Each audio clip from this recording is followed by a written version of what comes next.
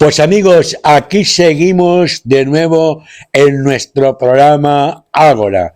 Siempre es una alegría poder compartir con todos vosotros algo de nuestra historia y sobre todo contribuir a la construcción de un mundo mejor. A propósito de eso, hoy tenemos con nosotros al que es el historiador de cabecera de Bienservida.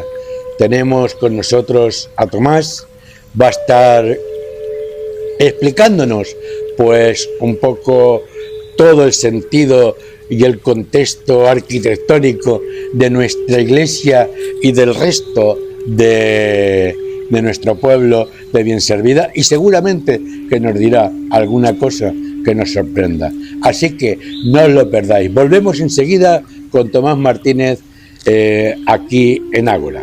Hasta ahora.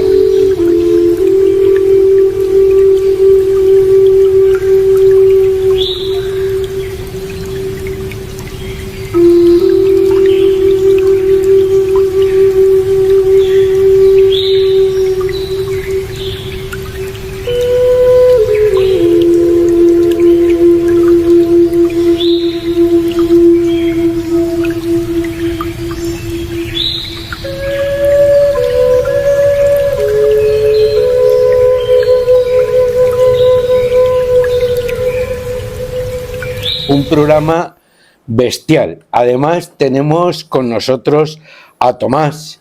Tomás es el historiador de cabecera de Bienservida. Cada pueblo pues tiene un historiador que de alguna manera es el que nos va haciendo en todo el pueblo recordar nuestra historia. Tomás es mucho de escuchar, de observar y a lo largo del tiempo. Así que bienvenido, Tomás. Muchas gracias por aceptar tu invitación. Buenos días. Gracias. En primer lugar, Tomás, ¿cuál es tu vinculación con Bienservida? Bueno, mi familia es de esta zona desde siempre, por lo menos parte de ella. Bienservida es donde nació mi madre, donde vivió mi padre, aunque nació en Albacete, donde vivió mi padre durante muchos años, hasta que luego ya se fue al servicio militar y ya cogió otro camino. Pero más atrás, pues parte de mi familia es de Bienservida y parte también de aquí de Villapalacios, e incluso pues de Siles, de Alcaraz, de esta zona. Y ya he visto en algunos sitios que tu padre ya como profesional era delineante y que además se dedicaba a cosas de la historia. Sí. ¿De cómo te surge? ¿Solo de tu padre este amor por...? Porque pues, no es tu profesión no, historiador. Todo lo contrario. Mi profesión es de informático y tiene que ver más con las telecomunicaciones, con internet, con la seguridad. No tiene nada que ver con esto. Esto es tu pasión y tu vocación. Sí, y a lo que le dedico más tiempo posiblemente, aparte de trabajar. Esa. Y es verdad que, claro, mi padre en los años que yo era pequeño ya colaboraba con el Museo de Albacete. Como delineante hacía dibujos de topografía, de yacimientos y todo eso, yo lo acompañaba desde siempre, diría yo, desde que podía ser, desde 5 años. Yo recuerdo la excavación de Balazote con 5 años, o sea que desde ahí. Y bueno, después incluso yo he colaborado también con el museo. Yo ya he tenido esa vinculación y ese interés que seguramente lo ha despertado el estar junto a mi padre, pues viendo todo lo que le iba sacando y todo eso. Así que seguramente de ahí, claro. Y ya luego, de forma independiente, yo he seguido, claro. Qué bien. En tu página, en tu perfil de Facebook vamos viendo en distintas entradas que hablan de todo, pero yo me he dado cuenta que una de las preferencias que tú tienes como el buque insignia de Bienservida es el retablo de Bienservida. Me gustaría que nos ubicases el contexto de la iglesia, la construcción, los años. ¿Cuál es el contexto? Bien. En Bienservida tenemos un problema. En Bienservida no hay archivos. Prácticamente no hay ningún documento que se conserve del archivo parroquial ni de archivos civiles. Así que hay que ir un poco pues a partir de otra documentación de otros sitios y también a base de estudios de otras personas. Entonces, ¿cuándo surge esa iglesia? Pues yo creo que esa iglesia surge como la de Villapalacios y como la de Riópar y como otras, cuando el señorío empieza a tomar cuerpo cuando Rodrigo Manrique ya es el tercer conde, me refiero a Rodrigo, el tercer conde de Paredes, inicia una serie de obras en estos pueblos, y esta iglesia que tenemos aquí, por ejemplo, se construye en esa época. La bien servida, en fin, tiene por ejemplo la portada por la que entramos ahora desde la plaza, que es en torno a 1500. ¿Cómo era la iglesia? Pues no podemos saber si era como la de Río Pari y la de Villa Palacios. Hay quien dice que sí. García Sauco, que es un estudioso de arte de la provincia, cree que podía ser una iglesia como esta, con arcos de diafragma, con un enmaderado, etcétera. Lo que pasa es que esa iglesia, en una visita de un cardenal, de un arzobispo de Toledo, se recomendó que se reformara la cubierta y por una mala obra se hundió. Se hundió la parte de los bancos, la parte de la nave. Y se reconstruyó en 1680, con lo cual no podemos saber cómo era antes. Sí que se conserva la puerta de entrada desde la plaza, que es de en torno a 1500, y la otra puerta, la que llamamos de la Citara, la que da al sur, la del lado de la Epístola, que es algo más moderna. Y sí que se conserva la capilla mayor, que es del siglo XVI, de la primera mitad del siglo XVI, la sacristía, que también es de esa época, el campanario, posiblemente también, pero lo que es la nave no podemos saber si era como la de Villa Palacios y como la de Río Parro, porque se derrumbó. Y dentro de lo que es todo el proceso de la iglesia, porque la iglesia está declarada de interés de monumento nacional, al parecer la documentación que hay para la declaración está con algunos elementos que ya no están, y que además ha deteriorado mucho en este momento presente todo el tema del tejado, por quitarle los contrafuertes y tal que había, y que eso fue, pues... Sí, la iglesia se inicia el expediente en el 83. Justo en el 84, en 1984, se hace una reforma con un criterio dudoso. Se tiran dos capillas que había en la plaza, dos capillas en el lado del Evangelio, que reforzaban ese muro. Y se hace, bueno, también se tira la capilla del bautismo, que estaba también en esa parte, junto al campanario. Se modifican las cubiertas. La cubierta primitiva de madera, de vigas de madera, la que se hizo en 1680, se sustituye por una con vigas de hierro y con hormigón, y ya sabes cómo está eso. Está cediendo, parece que está cediendo. Luego se conserva mal, la mampostería de la pared que da al sur también se conserva mal, pero esa es por el paso del tiempo. Pero sí, la modificación de 1984 le hizo a la estructura posiblemente a la larga mucho daño. Ha sido muy prudente en decir una mala, por no decir una locura, lo que se hizo. Yo he dicho de dudoso criterio técnico también, artístico. Como persona prudente que eres, pero es verdad que, bueno, hubo sus más y sus menos en aquel momento también. Y dentro de la iglesia lo más llamativo, lo más impresionante es justamente nuestro retablo. Cuéntanos un poco la estructura del retablo. Bueno, el retablo tiene dos partes, que cuando uno se fija bien y se lo explica, si no conoce un poco la historia del arte, rápidamente se distinguen. Una parte es plateresca, es de en torno a 1550, quizá un poco antes, pero no mucho, años 40, por ahí, del siglo XVI, que sería la mitad de abajo, los dos primeros pisos, digamos, y el banco, y a partir de ahí es un retablo barroco, pero que el autor conserva la estructura, no rompe, la estructura del retablo se mantiene en las calles y se mantiene un poco, pues incluso los angelotes, estos que hay, los grutescos, termina, digamos, la explicación iconográfica, con lo cual mantiene un poco la estructura original, ya con las nuevas modas de 1620 o por ahí en que se hace esa parte. En cuanto a autores, pues también se ha hablado mucho. Acaba de salir un libro, no sé si ya está a la venta, en el que Aurelio Pretel propone que no sea un taller toledano, sino posiblemente directamente alguien de Alcaraz. Juan Barba. Pero lo hace como hipótesis así muy no hay documentación. No hay documentación. Entonces, digamos que él cree que por la época y por todo puede ser. Este era seguidor de Vandelvira. Y sí que hay algunos aspectos, tanto en la arquitectura de la iglesia como en el retablo, que recuerdan a Vandelvira. Posiblemente el diseño lo pudo hacer Vandelvira. El diseño. Desde luego la ejecución no.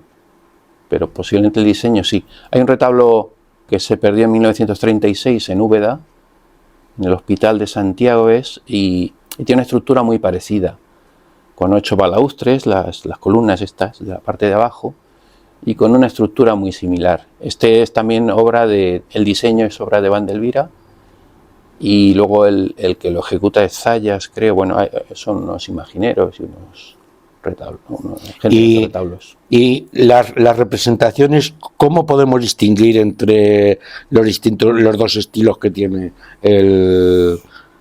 Hay muchas cosas en las que se distingue que una parte es renacentista y otra es barroca. Por ejemplo, en el banco se utilizan lo que se llaman pilastras con espejos o con tondos, que son eso.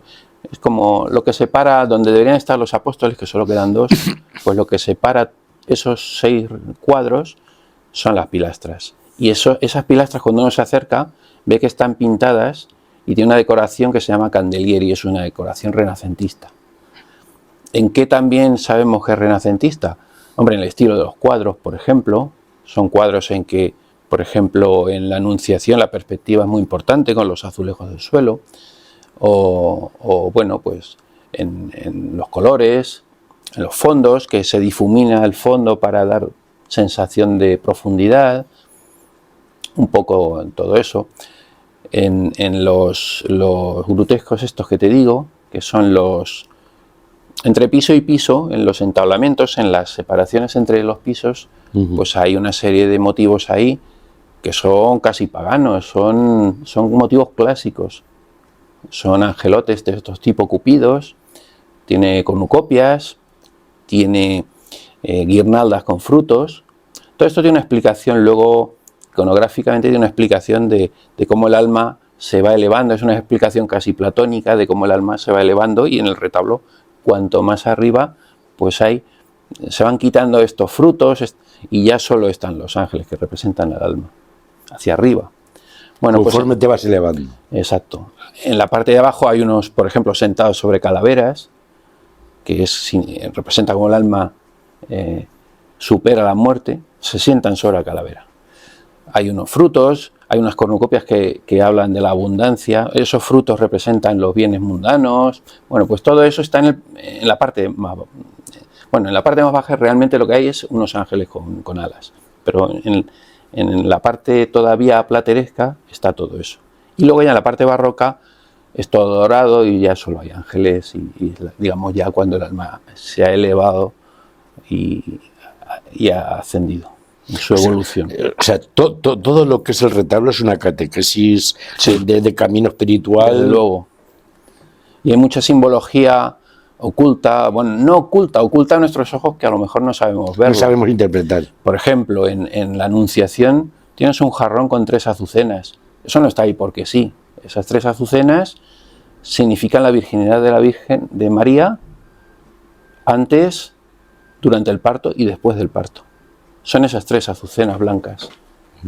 Por ejemplo, el libro... Eso no lo sabía yo. Pues están ahí.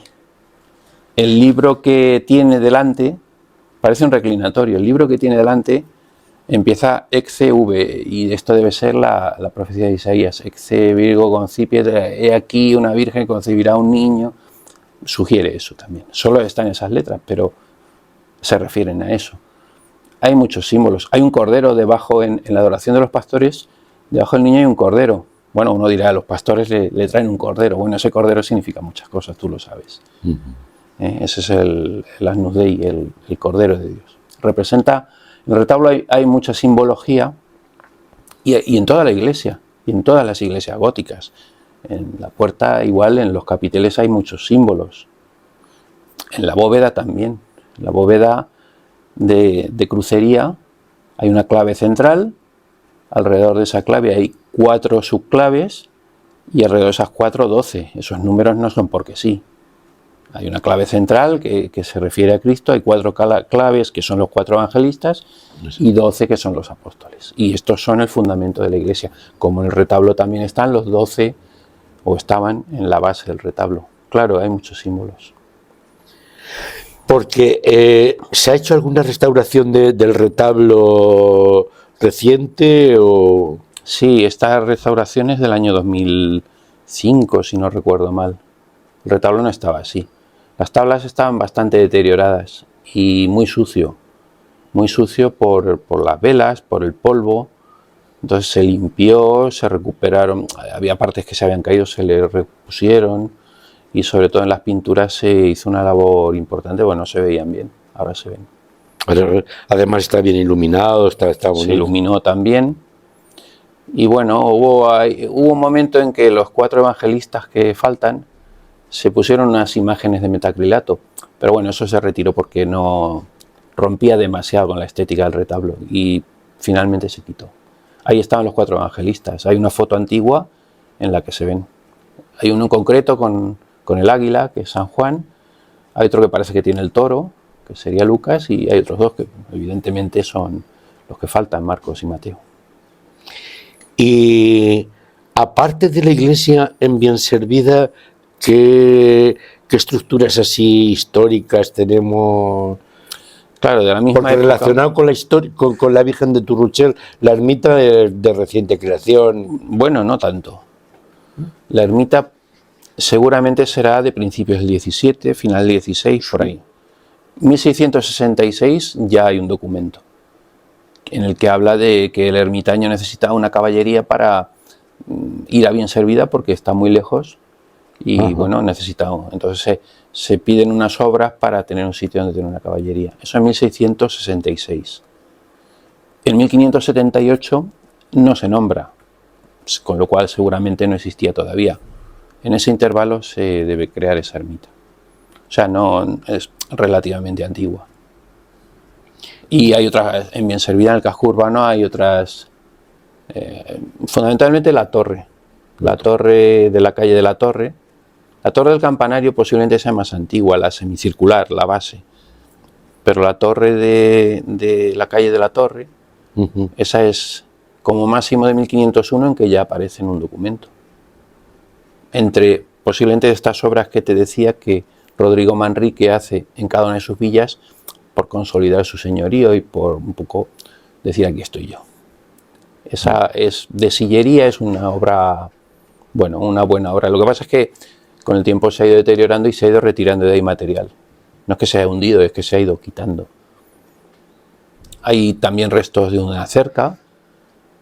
Cerca es una, digamos, una muralla modesta alrededor del pueblo, alrededor de la villa que era en aquella época. Esos son los restos principales. Y luego pues había una casa que era de los condes de Paredes, pero que ha desaparecido, pues se ha tirado, que debía ser del siglo XVIII, por lo que yo recuerdo. Y casas del siglo XIX hay muchas, de principios del siglo XIX. Del principio. Pues son casas normales, que tú las ves, son casas con buena presencia, pero muy antiguas. Muy antiguas.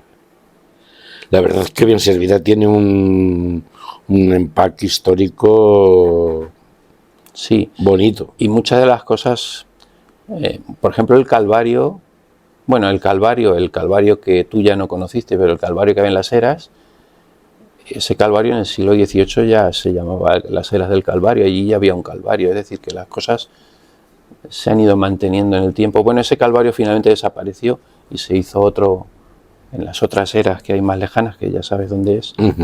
Pero bueno, ahí hubo un Calvario durante muchos años. No sé desde cuándo, pero sí en 1750 ya existía.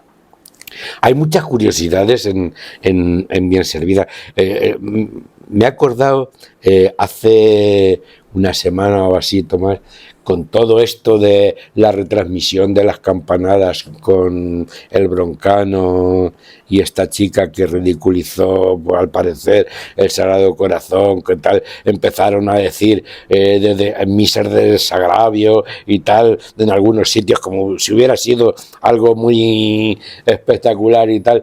Cuéntanos creo que en Bienservida se hace alguna misa de desagravio ya de forma histórica, ¿no? Se hizo una... Habla de una función religiosa, pero entiendo que sería una misa o algo similar. Además, te corto porque a mí me hace mucha gracia, porque la palabra función yo solo la he oído en Bienservida y en el Bonillo. En el Bonillo, cuando van a hacer en la misa del Cristo, que es el más grande, dice vamos a la función, y en Bienservida he oído yo también lo de la función. Bueno, pues en los periódicos sí que en la lista, porque eso fue en toda España, no solo en Bienservida, la de Bienservida se hace en la ermita de Turruchel, esa función, y se dice función religiosa. ¿Y por qué es esa función religiosa y cuándo es? Bueno, pues ahí vamos. Fue en 1869, en el gobierno provisional. Isabel II, pues es la revolución en la que Isabel II ya no es reina y Amadeo I todavía no ha llegado, es el sexenio democrático, me parece. 1869, gobierno provisional. Y ahí, pues en una sesión en abril de ese año, Emilio Castelar, pues la verdad es que estaba aquello subido de tono, no sé por qué Emilio Castelar dice, bueno, culpa a San Vicente Ferrer de matanzas de judíos, y ya se lía, allí empiezan a discutir, y cada uno aporta lo suyo, ¿no? Uno niega la virginidad de María, el otro dice que la Trinidad no sé qué, el otro niega la divinidad de Cristo, el otro... Bueno, pues cada uno dice su... Aquello al final acabó muy mal. Y entonces, en los ambientes de derechas, ante las blasfemias que se habían dicho en el Congreso, inician una serie de actos religiosos en toda España, y en Bienservida en concreto se hace, por cierto, el tercer lunes de mayo. No sé si ya en aquella época había ermita el tercer domingo de mayo, pero esto fue el tercer lunes de mayo. No sé si puede tener que ver con la romería. Y se hizo en desagravio a los santos, a la Virgen y a Dios. Bueno, no solo Castelar, varios. Allí aquello subió de tono más de lo que... no, más que ahora, yo diría, porque aquello debió ser, por las crónicas, debió ser intenso. Por eso yo creo que ya Bienservida en eso lleva a la delantera. Tomás, vamos terminando porque se nos pasa el tiempo. Yo no sé qué tenéis los historiadores, que nos involucráis en toda la historia y se nos pasa el tiempo rapidísimo. Algo que une a los dos pueblos de Villapalacios y Bienservida, aparte del señorío de las 5 villas y todo eso, San Blas. San Blas. Bien. Ayer hablé en otro vídeo de San Blas, pero bueno, en resumen, el origen de Villapalacios es San Blas, que se llamaba Vico, y parte de la población de Bienservida estaba en la Puebla, que está apenas a 500 metros de San Blas, más arriba. Y entonces San Blas, por el motivo que sea, pasa a ser de Bienservida, pero comparten esa ermita ambos pueblos. Bueno, pues hasta hace poco tiempo, por lo que ha sacado José Ángel en sus estudios. Y hay curiosidades como que los alcaldes de Villapalacios pueden impartir justicia en San Blas, siendo de Bienservida, no sería lógico. Y hay unas romerías, tanto de Villapalacios como de Bienservida, a la misma ermita, es decir, la ermita se comparte. Y bueno, no sabemos. Ahora ya es privada, ¿no?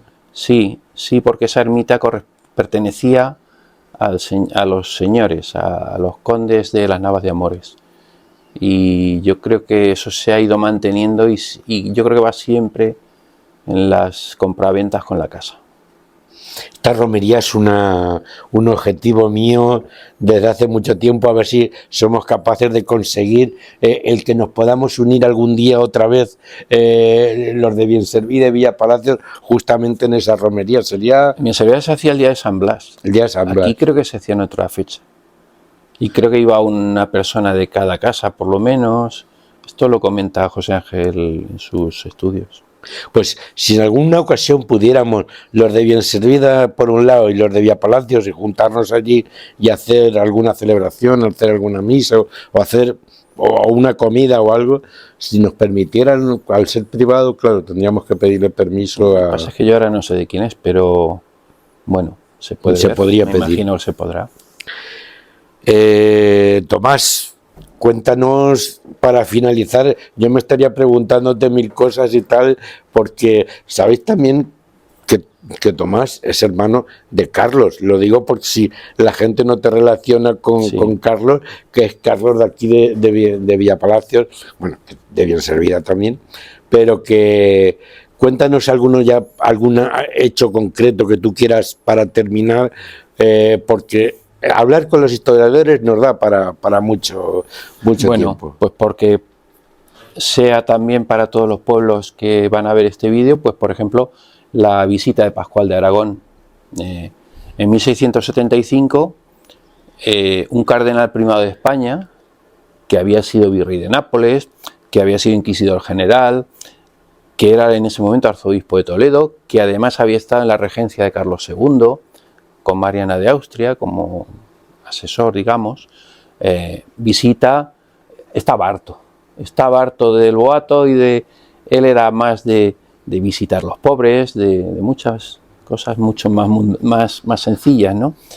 Y decide visitar la tierra de Alcaraz, de Cazorla y de Huéscar, porque el arzobispo de Toledo llegaba a Granada, pero es que llegaba a Cáceres, pero es que llegaba a Segovia, a Ciudad Real, o era enorme, y decide visitar esta zona.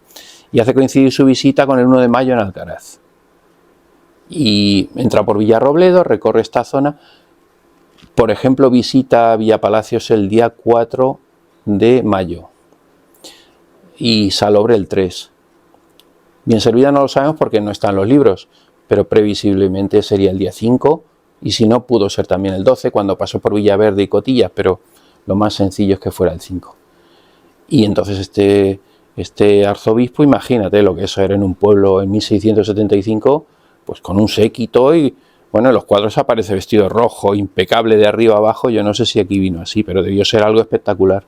Y entonces se venía, rezaba un rosario y confirmaba. Aquí en Villapalacios confirmó a 147 personas. Madre mía. Pero es que en Bogarra fueron 380, es que en el Bonillo fueron más de 500, en Alcaraz casi 400. Bueno, pues es que tampoco venía un obispo todos los días a Villapalacios. Entonces, no, ahora tampoco, Ahora tampoco.